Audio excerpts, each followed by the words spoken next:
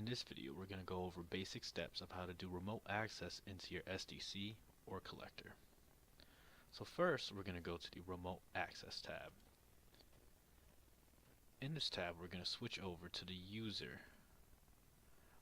Once we're in the User, what we'd like to do is click on this download link. So what this does is download our remote access software directly onto the computer so that we can use it in conjunction with our configuration files. So you go ahead and click on that, you'll start the download process. Since this is already downloaded on my computer, I'll just go ahead and exit out of that. Once the remote access software is downloaded, the next step will be to download the configuration file. One of the more advanced options would be to do a configuration file with Tunnel, but that won't be covered here. So we'll go ahead and download the configuration file here. Once the configuration file is downloaded, we will go to our settings and look for the SORBA remote access tool. Go ahead and click on that and it'll open up the remote access client.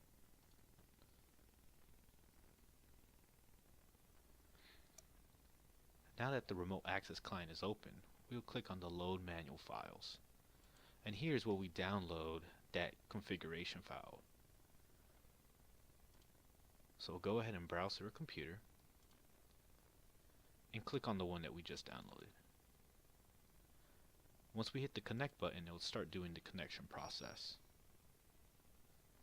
Once we hit the connect button, it will start doing the connection process.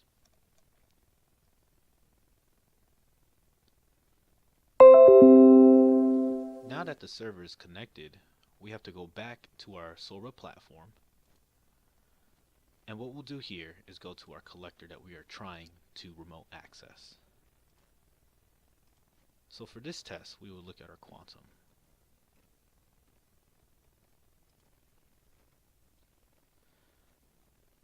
From the General tab, we'll go over to the Remote Access tab.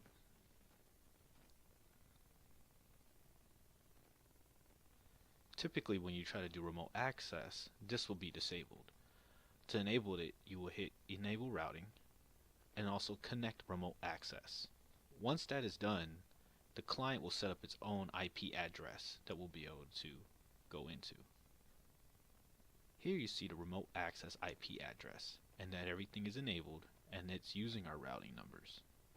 So from here, we can either copy and paste the IP address or just manually type it in.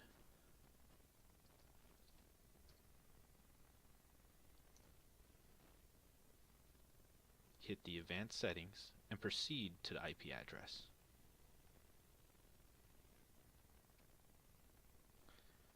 Now we are on the login page for the SDC. We would use our username and password.